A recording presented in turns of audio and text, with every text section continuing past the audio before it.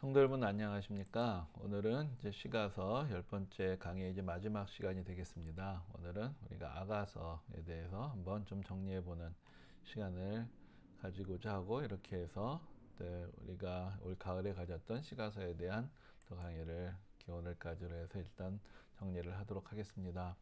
이 아가라는 책은 사실 구약성경 66권 중에서 매우 특이한, 구약성경 39권 중에서 매우 특이한 성경 전체로 볼 때도 매우 좀 독특한 이제 그런 책이라고 할 수 있습니다. 이제 여기는 이제 하나님에 대한 어떤 신앙의 고백에 대한 이런 이야기들이 사실상 거의 나오지 않는다라고 볼 수가 있고요. 어떤 면에서 보면 그냥 남녀 간의 어떤 사랑의 노래, 또 서로 간의 사랑을 고백하고 또 자기가 사랑하는 사람을 아름다운 언어들로 이제 묘사하는 이제 그런 내용들로 가득 차 있습니다. 그래서 이게 뭐냐? 사실은 이렇게 처음에 읽었을 때 사람을 좀 당황하게 하는 이제 그런 책이 됩니다. 우리가 앞에서도 물론 전도서 같은 책도 아니면 욥기 같은 책도 우리가 갖고 있는 통상적인 이해에서 좀 벗어나는 이제 그런 내용들이 있죠. 그래서 우리가 성경을 읽을 때 조금은 우리가 좀 넓은 시야를 가지고 볼 필요가 있습니다. 성경이란 게 어떻게 생각하면 고리타분한 어떤 도덕론이나 무조건 예수 믿어라, 무조건 믿어야 된다, 이런 이야기만을 하는 책인 것처럼 생각을 할 수가 있지만 그 안에는 사실 우리의 인생의 또 삶의 여러 가지 다양한 차원들, 또 우리의 고민들, 삶의 현실들, 이런 이야기들이 깊이 들어와 있고 그 가운데에서 어떻게 우리가 신앙을 가지고 살아갈 수 있는가, 여기에 대한 어떤 권면과 또 때로는 명령과 또 때로는 여러 가지 조언들, 또 현실에 대한 묘사들, 그러면서 우리의 삶을 조금 더 깊은 신앙으로 인도해 주시는 여러 가지 풍성한 어떤 그 말씀들을 우리가 같이 볼 수가 있습니다. 그래서 이제 아가서라는 말은 이제 우리가 번역되어 있는 이 말 아가서는 좀 우아한 노래다, 좀 아름다운 노래다, 이제 그 정도로 우리가 새겨볼 수가 있겠는데, 원래 히브리어 원제로는 노래들 중에 노래다라는 이제 그런 뜻을 가지고 있습니다. 그래서 영어로 Song of Songs 이렇게 번역을 하기도 하는데요. 이 아가서의 이 장르가 뭐냐, 이게 참 난감한 좀 문제가 됩니다. 그래서 넓게 보면은 우리가 시가서 중에서 어떤 지혜 문학에 속한다고도 할 수가 있고요. 그렇게 볼 수 있는 것은 이 아가서를 하나의 비유로 이해를 할 때 그렇습니다. 그러니까 이것이 그냥 어떤 남녀 간의 어떤 노골적인 사랑의 표현이 아니라 그것을 통해서 인생에 주는 지혜가 있고 신앙의 진리가 있다. 그런 면에서 하나의 비유적으로 이해를 하고, 그래서 우리가 지난 시간에도 말씀을 드렸는데 시가사라는 장르 자체가 상당히 이제 문학적인 표현을 하고 있다. 이제 그런 면에서 또 어떤 면에서 비유적으로 우화적으로 표현하고 있는 어떤 신앙의 이야기다, 이렇게 이야기를 할 수 있을 것입니다. 그런 면에서 이게 넓은 의미에서의 지혜 문학이라고 이야기를 할 수가 있겠고요. 또 그렇지만 또한 우리가 직접적으로 우리에게 다가오는 것은 이것은 사랑의 시다. 그러니까 사랑하는 사람을 아름다운 언어로 또한 그 아름답게 묘사하고 자기의 감정을 표현하고 있는 그런 연애 시, 사랑의 시의 형식을 직접적으로 가지고 있습니다. 그리고 이제 우리가 아가서를 읽어볼 때 조금 난제가 무엇이냐면은 이것이 그런 어떤 1인칭의 관점에서 쭉 읽고 있는 사랑의 시가 아니라 여기에 이제 화자가 교체가 되는 것이죠. 그래서 그 이야기 읽어보면, 이거는 남자가 하는 이야기구나, 이건 여자가 하는 이야기구나, 그리고 이것은 이 옆에 어떤 여기서 보면 예루살렘의 여인들이라고 불리기도 하는 어떤 합창단 같은 존재가 있어서 이 사람들이 이제 이 이 주인공은 사실 한 여인이라고 할 수 있는데 그 여인의 곁에서 그 여인을 향하여 또 어떤 메시지를 주고 또 격려하기도 하고 동감하기도 하는 이제 그런 존재가 있습니다. 그래서 적어도 세 개의 다른 목소리가 있다는 것. 그래서 일단 기본적인 흐름은 한 여인의 이야기를 중심으로 따라가지만 거기에 이제 그 여인의 사랑의 대상이 되는 남성이 또 직접 등장해서 자기가 이 여인에 대해서 가지고 있는 그 감정을 또 표현을 하기도 하고, 그 옆에 있는 어떤 합창단이 있어서 이 진행을 도우면서 또 전체적인 어떤 그 공감을 표현하는 이제 그런 구조를 가지고 있는 것이죠. 그래서 이것이 일종의 희곡적인 구조를 가지고 있다, 이제 그렇게도 이야기를 할 수가 있습니다.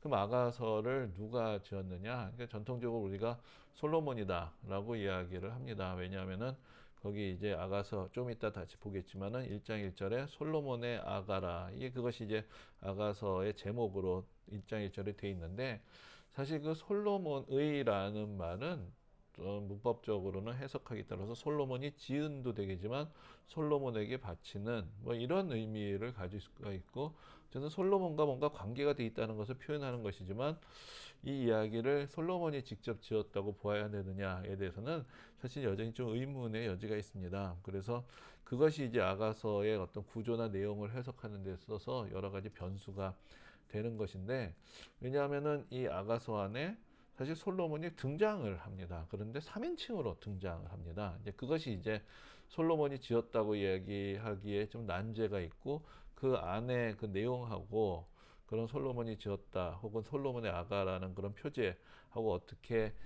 연결을 할 것인가, 여기에 따라서 여러 가지 해석의 다양성이 사실은 존재하고 있습니다.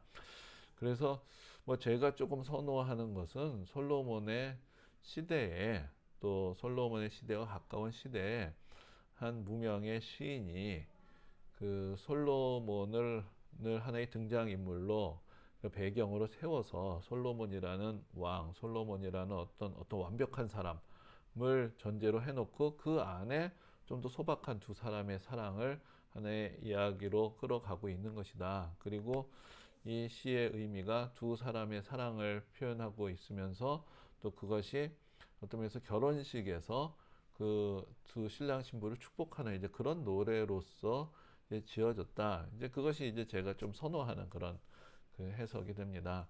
그래서 여기에서는 1차적으로는 그렇기 때문에 어떤 두 사람의 사랑을 축복하고 또 그 사랑의 완벽함을 그 솔로몬의 완벽함에 빗대어서 표현하고 그러면서 칭송하는 이제 그런 내용이 담겨 있다라고 할 수가 있고요.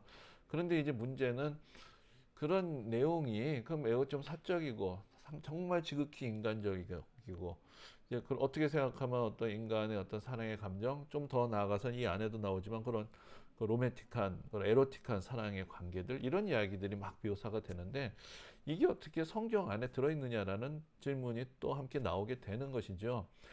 그래서 이 여기에 대한 일단 전통적인 해석은, 그래서 이것을 앞에서도 말씀드렸지만 하나의 비유적으로 보는 것입니다. 그래서 여기에 두 남녀의 사랑을 이야기를 하지만 이것은 궁극적으로 하나님과 하나님의 백성의 사랑을 비유적으로 표현한 것이다, 이렇게 보는 것입니다. 근데 이제 그러니까 사실은 여러분 이게 이미 성경 안에 들어있는 책이죠.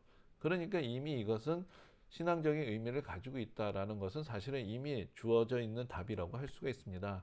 그래서 이제 우리의 과제라는 건 어떻게 이 표면적인 내용과 그 명백하게 이미 답으로 주어져 있는 이 성경 안에 속해 있는 책이라는 그 사실이 우리에게 주는 그 숙제, 어떻게 이 두 가지를 연결할 것이라는 숙제가 남아 있다고 할 수가 있는데, 그 한편으로 앞에서 말씀드린 대로 이 두 남녀의 사랑으로 하나님과 하나님의 백성의 사랑을 표현한다는 것은 사실 성경 전체를 보면 그렇게 낯선 이야기는 아닙니다. 오히려 어떤 면에서는 매우 강력한 성경에 가장 자주 등장하는 비유 중에 하나라고 할 수가 있죠. 그러니까 우리가 흔히 생각할 때 하나님과 하나님의 백성, 또 하나님과 하나님을 믿는 사람과의 어떤 관계라는 것을 대개는 어떤 제일 우리가 흔한 것은 부모의 관계에 빗대서 생각을 하죠. 그래서 우리가 하나님 아버지라고 부르듯이 부모와 자녀의 관계에 빗대서 이야기를 하기도 하고, 또한 또 우리에게 익숙한 것은 여호와는 나의 목자시니, 그 목자와 양의 관계에 빗대서 이야기를 하기도 하고, 또 왕이신 나의 하나님, 왕과 그 백성의 관계로 이해를 하기도 합니다. 그리고 사실은 포도원 농부와 그 포도나무, 뭐 이런 비유를 가지고 표현을 하기도 합니다. 그래서 사실 성경 안에는 하나님과 우리와의 관계를 표현하는 여러 가지 다양한 비유와 상징들이 나옵니다. 근데 그 중에서 가장 강력한 비유 상징 중에 하나가 바로 사랑하는 두 남녀의 관계로 표현하는 것입니다. 그래서 성경에서는 특히 이제 선지자들이 이스라엘 백성들의 어떤 신앙의 타락에 대해서 경고할 때, 특별히 이제 호세아 선지자 같은 경우가 대표적이라고 할 수 있는데, 이것을 일전 사랑하는 하나님의 사랑을 배신하는 것, 그래서 일종의 우상을 섬기는 것을 영적인 간음으로 표현을 하는 것, 이제 그런 내용들이 사실 매우 강력하게 자주 등장을 하죠. 그래서 우리가 생각할 때 하나님은 상당히 높으신 분이고 우리가 감히 어떤 사랑의 관계라는 어떤 대등한 관계로 표현하는 것에서 주저하지만 성경은 오히려 주저함 없이 오히려 하나님께서는 주저함 없이 나는 너를 사랑한다. 또 너도 나를 사랑해야 된다. 네가 나를 사랑하지 않기 때문에 나는 너를 질투한다. 이런 이야기들이 성경에 직접적으로 등장하는 것을 볼 수가 있습니다. 그래서 성경의 언어들은 우리나라 말로는 사실 우리는 존댓말이 있고 어떤 우리나라 말로 번역된 성경에서는 그 느낌을 좀 우리가 느끼기가 좀 어렵지만 그러나 성경의 원문인 히브리어 뭐 헬라어도 뭐 신약 성경을 기록한 헬라어도 그렇지만 히브리어에는 우리가 생각하는 어떤 존댓말 구조라는 거는 없는 것이죠. 그러니까 그 언어 자체가 직접적으로 사랑하는 두 사람 사이에서 표현할 수 있는 언어들이 성경 안에서 직접 사용되고 있다는 것을 우리가 조금은 또 생각해 볼 필요가 있습니다. 그래서 어떤 두 사람의 사랑이라는 것과 하나님과 하나님의 백성 간의 관계라는 것이 그런 면에서 매우 밀접하게 연결이 돼 있는 그런 언어로 표현될 수가 있고 그것이 이제 아가서라는 책에 그대로 나타나 있다라고 볼 수가 있습니다. 그리고 또 한편으로는 이런 어떤 사랑의 이야기가 왜 성경 안에 있느냐? 여기에 또 다른 어떤 의미로는 사실은 근본적으로 남자와 여자 간의 사랑, 인간 사이의 사랑도 사실은 아름다운 것이다. 그것도 하나님께서 지으신 것이고 하나님께서 주신 이 세상의 기쁨이다. 그것을 우리가 또한 이해할 필요가 있습니다. 그러니까 성경이란 것이 아주 그렇게 금욕적인 것이고 모든 인간적인 감정을 다 끊는 것이냐? 근데 그렇지 않습니다. 성경 안에 여러 가지 다양한 사람들의 이야기가 있고 그 안에 또 우정의 이야기, 남녀 간의 사랑의 이야기, 또 어떤 가족의 사랑의 이야기, 또 여러 가지 관계들이 사실 성경 가운데 묘사가 되어 있죠. 그래서 우리가 창세기에서도 보면 하나님께서 인간을 지으시고 생육하고 번성하여 땅에 충만하라 라고 말씀하셨고 또 그래서 아담에게 하와를 지어주셨습니다. 그래서 근원적으로 남녀 간의 관계는 하나님께서 주신 것이고 그 두 남녀가 서로 사랑함으로 또 가정을 이루고 또 자녀를 낳고 또 이 세상 가운데서 하나님께로부터 받은 사랑을 서로 안에서 서로 나누면서 그런 아름다운 사랑의 관계를 이어가는 것, 또 그것이 확장이 되어서 또 한 인간과 인간 사이에 또한 서로 간에 또 하나님의 은혜 가운데서 서로 아름다운 사랑의 관계를 맺고 또 협력의 관계를 맺고 동역의 관계를 맺고 이제 그런 모든 일들이 사실은 아름다운 것이죠. 그래서 아가서는 어떤 면에서 우리가 어떤 하나님과 하나님을 믿는 사람과의 관계를 비유한 것이다. 뭐 그것이 전통적인 해석이고 그것이 왜 아가서가 성경 안에 있느냐에 대한 가장 좋은 설명이 되겠지만 그러나 그 자체로도 우리 인생이 근본적으로 하나님께서 아름답게 지으셨다. 또 우리의 어떤 인간의 사랑이란 것이 타락을 하면 인간의 욕망이란 것이 서로가 서로를 어떤 또 상처를 주고 또 소유욕에 빠지게 되고 어떤 대상화하고 그러면서 사실은 남자와 여자의 사랑이란 것이 우리에게 있어서는 매우 타락된 형태로 등장할 수도 있지만 그러나 또한 한 인간이 가장 때로는 열정적이고 순수해질 수 있는 것이 또 사랑을 경험하는 순간이라고도 할 수가 있겠고 그것이 하나님께서 주시는 인생의 아름다움 중에 하나다. 인생의 선물 중에 하나다. 그것을 우리가 또 전제로 이해할 수 있을 것입니다. 그래서 앞에서 제가 이 시가 사랑하는 두 남녀가 이제 결혼을 하게 될 때 일종의 축시처럼 이제 사용이 되었던 이제 그런 노래였을 것이다. 이제 그런 그 이야기를 그런 해석을 소개를 해드렸는데 그런 차원에서 두 남녀의 만남 또 그 두 남녀의 사랑을 축복하고 그것이 하나님께서 주신 그런 순수한 사랑 안에서 이루어지기를 또 결국 그 사랑이 결국 하나님의 사랑과 같은 그런 순수한 사랑이 되기를 기원하는 그런 이야기들이 여기 같이 담겨 있다고 볼 수가 있습니다. 그리고 이제 그 이야기들이 좀 더 확장이 되면은 이제 신약 시대에 와서는 신약 시대에서 결국은 뭐 그 에베소서에도 나오고 요한계시록에도 나오는 것이지만 예수 그리스도와 교회의 관계를 또 그렇게 남녀의 사랑의 관계로 표현을 하기도 합니다. 그래서 교회는 바로 예수 그리스도의 신부이고 이제 우리를 데리러 오실 신랑 대신 예수 그리스도를 기다리고 있는 그런 어떤 그러면서 신앙의 정절을 지키며 우리 다시 오실 예수 그리스도를 기다리고 있는 그런 신랑과 신부와의 관계를로 빗대서 이제 성경에서 표현을 하기도 하는데 이제 그것들이 바로 이제 구약 성경에서 또 아가서에서 말하고 있는 이 사랑의 관계가 바로 신약 성경 안에서 또 성도와 예수 그리스도의 관계 안에 그대로 이제 적용이 될 수 있는 것이다. 이제 그렇게도 우리가 이야기를 할 수가 있겠습니다. 그래서 이제 아가서의 전체적인 구조 틀을 이해하는 것이 사실은 좀 쉽지가 않습니다. 그 여러 가지 화자가 있다고 말씀을 드렸는데 그것도 이제 뭐 대본처럼 딱 해서 이거는 남자 여자 이렇게 구분되어 있는 것도 아니고 그러니까 우리가 읽어가면서 어떻게 끊어서 읽어야 되느냐를 좀 생각해 봐야 되고 그것이 또 해석하는 사람에 따라서 조금 달라질 수도 있습니다. 그리고 이것이 어떻게 보면 토박토박 나 있는 어떤 이야기처럼 느껴져서 어떤 큰 그림 어떤 흐름이나 스토리를 잡을 수 있느냐 그래서 조금 어려운데 크게 보면은 우리가 이 아가서를 읽어가다 보면은 여기 어떤 사랑의 고백이 있고 기대가 있지만 또 위기가 있고 불안이 있고 또 서로 간에 갈등이 있고 그러다가 그 갈등이 극복되고 다시 사랑을 고백하고 영원한 사랑을 노래하는 이제 그런 내용들이 이제 전체적으로 같이 어우러져 있다. 이제 그렇게 이야기를 할 수가 있을 것입니다.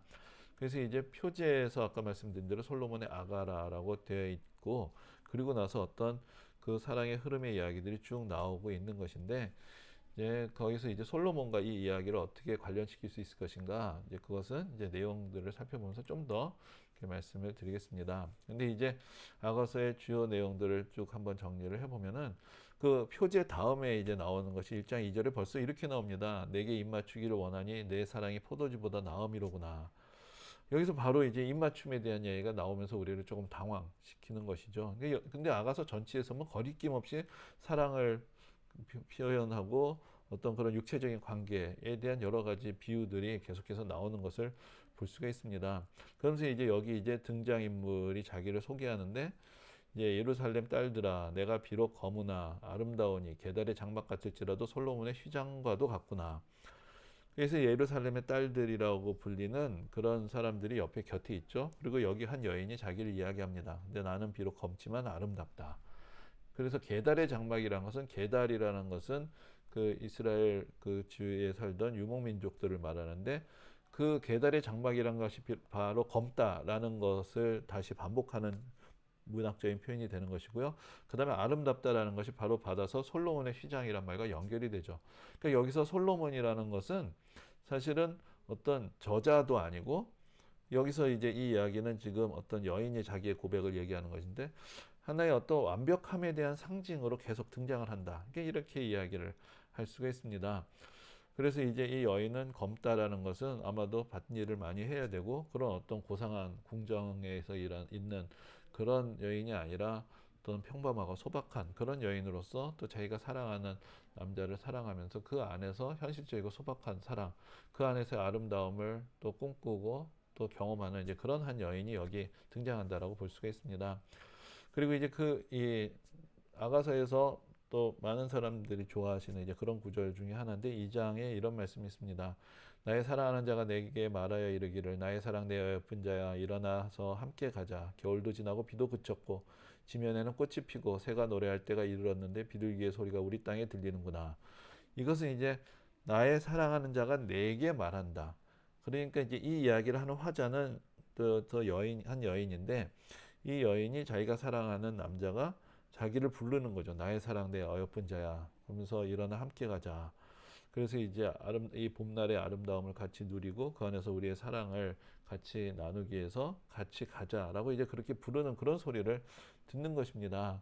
근데 사실 이 말씀이 이 표현이 바로 하나님께서 우리에게 주시는 말씀이다. 사실 성경에서 사실은 하나님이 사랑이시다. 또 하나님이 우리를 사랑하신다라는 이야기들을 여러 가지로 하고 있지만 그것이 우리에게 잘 와닿지가 않을 때가 있죠. 그런데 여기서 어떻게 생각하면 그 사랑의 음성을 우리에게 매우 아름답게 어떤 면에서 로맨틱하게 우리에게 들려주고 그러면서 아 내가 사랑받는 존재구나 이제 그것을 느끼게 해주는 이제 그런 구절이라고 할 수가 있습니다. 또 2장 16절에도 이런 말씀이 있습니다. 내 사랑하는 자는 내게 속하였고 나는 그에게 속하였도다. 사랑하는 사람은 서로 동등해지고 서로가 서로에게 속하고 그러면서 서로가 사랑 안에서 연합을 하죠. 근데 이 관계가 바로 사실 성경에서 하나님과 우리 사이에 특별히 예수 그리스도와 우리 안에서 이루어지는 관계라고 사도 바울이 그렇게 표현을 합니다. 우리가 그리스도 안에 있다라고 이야기를 하고 그리스도께서 우리 안에 계신다. 라는 그런 표현을 하는 것이 바로 이런 데서 그대로 나타나는 것이죠. 그래서 우리가 앞에서 말씀드린 대로 신앙의 관계와 어떤 남녀의 관계라는 것을 너무 다른 차원으로 생각을 하기 때문에 연결이 안 되지만 이미 신앙의 차원에서 사용되는 많은 언어들이 남녀의 관계 가운데서 경험될 수 있는 그런 사랑의 경험들을 어떤 반영하는 또 그러한 언어들이다. 이제 그것을 우리가 조금은 더 생각해 볼 필요가 있습니다. 그리고 여기 이제 내 사랑 너는 어여쁘고도 어여쁘다. 너울 속에 있는 내 눈이 비둘기 같고 내 머리털은 길르앗산 기슭에 누운 염소떼 같구나.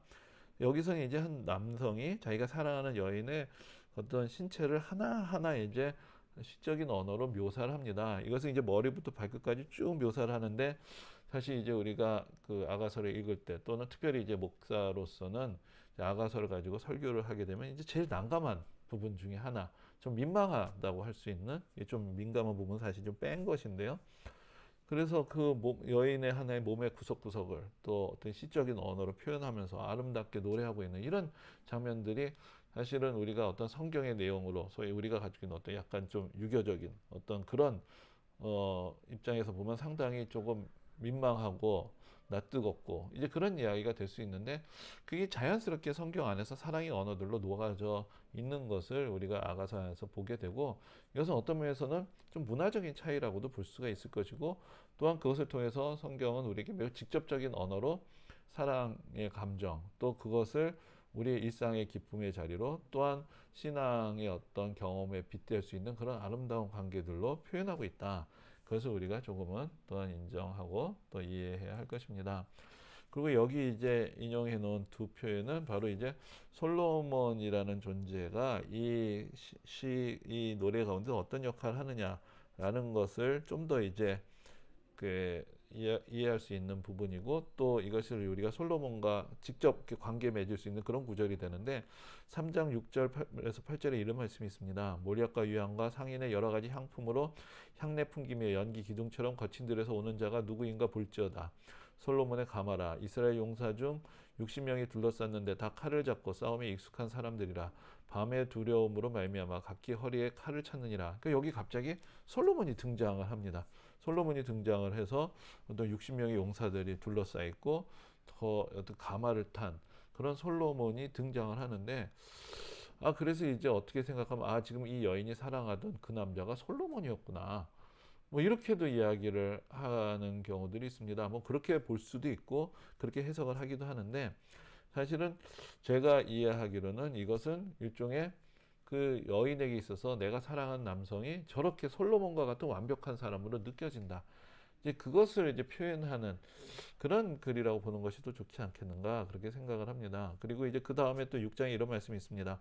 왕비가 60명이요 후궁이 80명이요 시녀가 무수하되 내 비둘기 내 완전한 자는 하나뿐이로구나.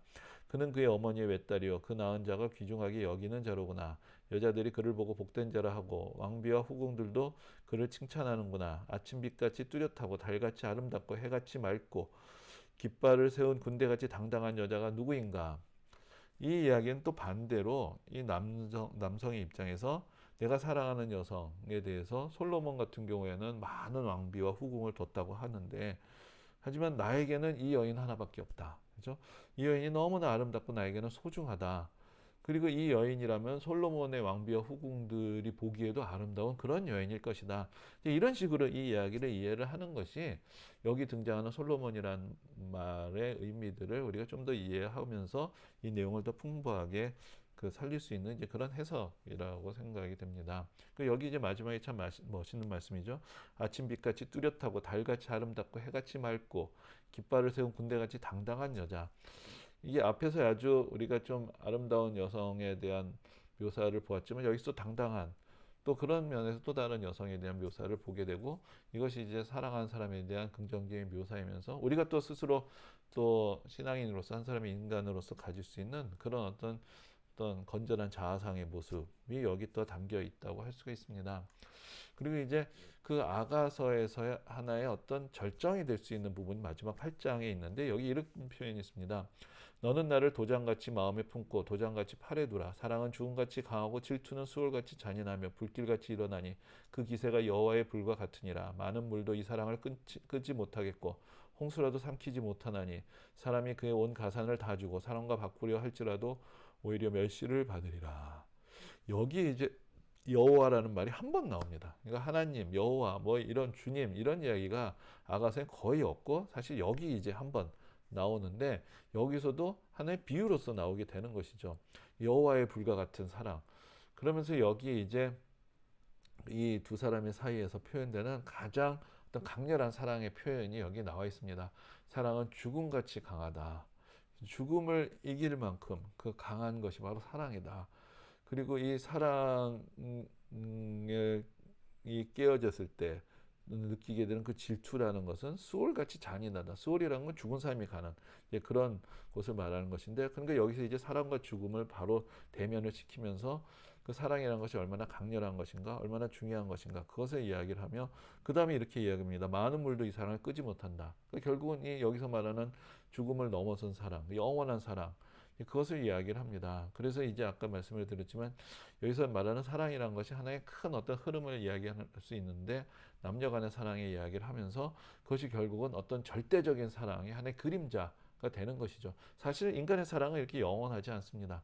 인간의 사랑은 유한한 사랑이죠. 또 흠이 많고 서로 부족한 사랑입니다. 그러나 이 인간의 사랑이 영원하게 되고 안전하게 되는 그 순간은 하나님의 사랑의 빛 안에서, 그 은혜 안에서 우리의 사랑도 온전해질 수가 있는 것이죠. 그래서 하나님의 사랑과 인간의 사랑은 나뉘어져 있지 않습니다. 결국 모든 사랑의 근원은 하나님께로부터 오는 것이고, 그 영원한 사랑 안에 있을 때 이 연약하고 불완전한 인간이 그 사실은 누군가의 사랑을 받아낼 만한 자격도 없고, 또 누군가를 온전하게 사랑할 만한 그러한 사랑도 부족한 우리가 하나님의 사랑 안에서 완전해져서 하나님을 사랑할 수 있고, 또 다른 하나의 인간의 존재를 우리가 사랑하고 이해할 수 있는 그런 사랑을 함께 이뤄가야 되는 어떤 사랑의 삼각관계, 이런 좋은 의미에서 이 삼각관계를 우리가 여기서 또한 보게 되는 것입니다.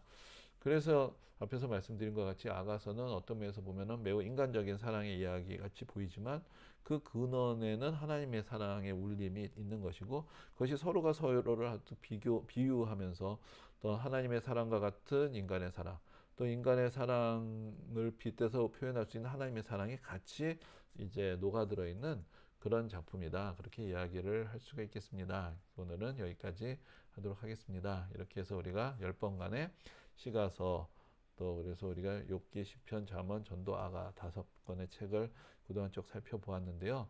시가서 내용이 뭐 쉽지 않지만 그런 어떤 면에서는 또 성경의 어떤 내용보다 또 이상으로 또 못지않게 또 우리에게 또 신앙의 어떤 눈을 열어주고, 또 신앙 안에서 우리가 느낄 수 있는 여러 감정들, 여러 생각들, 우리의 현실들을 또 잘 표현할 수 있도록 해주고, 그것을 딛고 더 깊은 신앙으로 나아갈 수 있게 해주는 그런 말씀드렸다고 생각이 됩니다. 또 여러분들 또 함께 해주셔서 감사드리고, 이제 우리가 또 내년 봄에 또 새로운 강의로 같이 찾아뵙도록 하겠습니다. 감사합니다.